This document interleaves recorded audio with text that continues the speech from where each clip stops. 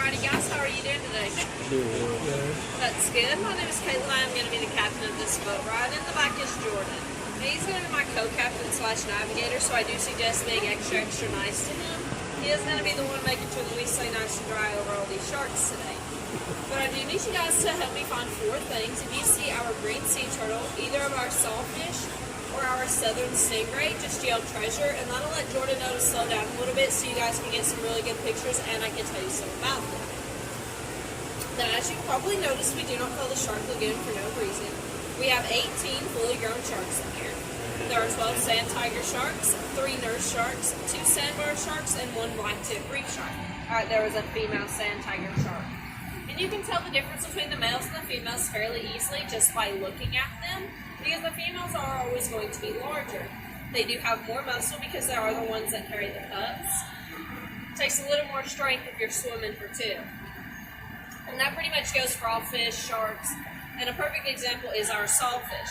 But right down below you guys is where we keep our most dangerous and our most popular fish, and we call those the people fish. Now don't be alarmed if you see any of them, we train them very well. So if you wave, they should wave back. But some of them don't quite seem to notice that we're up here. We do call those ones the oblivious fish. And you have to watch out for those very, very small ones. If you look them in the eyes for too long, they'll steal your hearts and then your paychecks.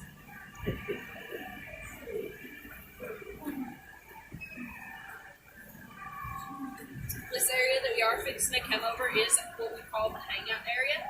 This is because we get different types of fish that gather up over here throughout the day.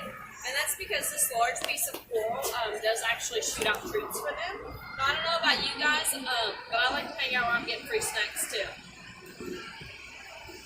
One of our favorite fish to talk about here in Shark Lagoon are these little guys that have 2 black stripes across their head. Now, those are called pork fish. And no, it's not because they taste like bacon. If they did, I'd have no problem getting up extra early and being at work. There's our southern stingray, so I'll tell you more about those other fish in just a minute. So she is the oldest and the largest stingray we have in the entire aquarium. She's about 25 years old, which is kind of like granny years for a stingray. In captivity, they live to be about 30 or 32, versus in the wild, they only live to be about 15 to 20. So she is right in the middle of that. We do say that the sharks and stuff respect their elders, because when she swims through the lagoon, they actually move out of her way. She is about 5 feet across from fin to fin, and she's close to 75 pounds. And because she is over here with all of the sharks, she is the only one in the aquarium that does not get her poisonous barb clipped. That's just because we would rather her have it and not need it than need it and not have it. And I go back to those pork fish that I was telling you about. So they get their name because when they're feeling threatened or they're trying to show dominance, they make a sound very similar to a pig winking. So they inflate their swim bladders and it grinds against their teeth. Oh, there's another treasure right there. That was our green sea turtle. So her name is Sally, and she's about 6 feet long, 4 feet wide, and close to 450 pounds. Now she's only about 60 years old, which is still very young for a sea turtle because they can live to be about 150 to 200. So she is in her teenage years, and let me tell you guys, she does act like it. She is very, very sassy. She does love to eat. And she does love to take naps. So they can hold their breath for up to 8 hours at a time, and she'll hold her breath every minute of those 8 hours, go into the darker spots around the tunnel, and take a nap. She is the hide-and-seek champion of the world. There have been people that have come here like 2-3 years in a row and not once have seen her. So they don't believe that we actually have a turtle. But we're like, I promise you, we do have a turtle. She's very good at hiding. So, there's another one, but I'll finish telling you about the turtle real quick.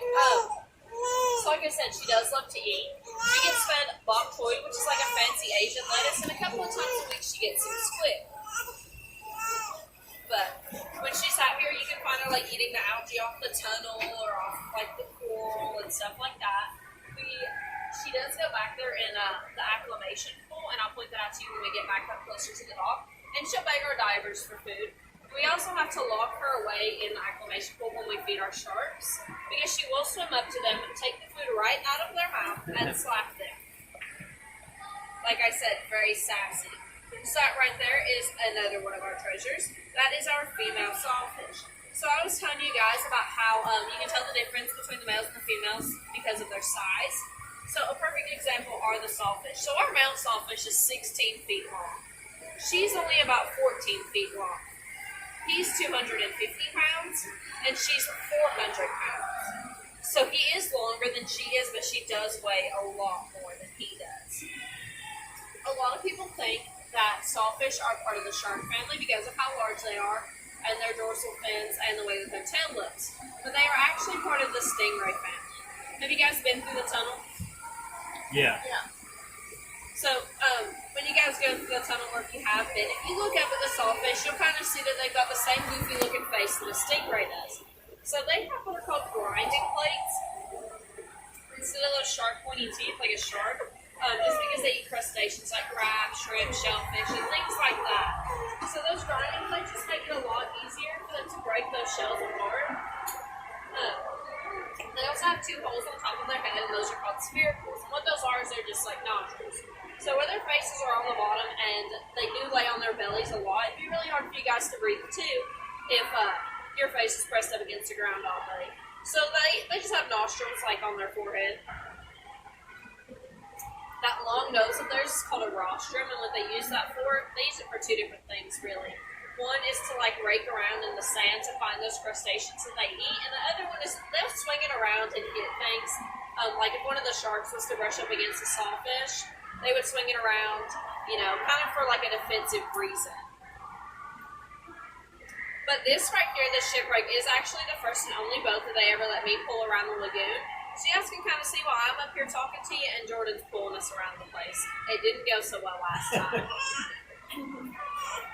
But it did work out just fine because the fish do actually use it as a nursery. So they don't quite understand that they are friends to the shark and not food. So they'll spend the first couple years of their life hanging out around the shipwreck right there.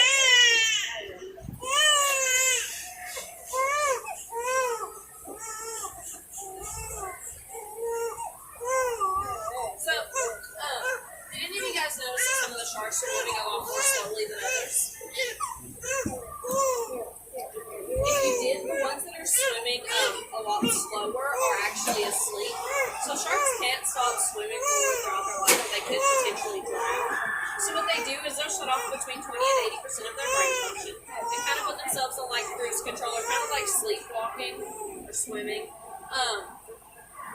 And just keeping up with their brain going to stay moving and to not run into things.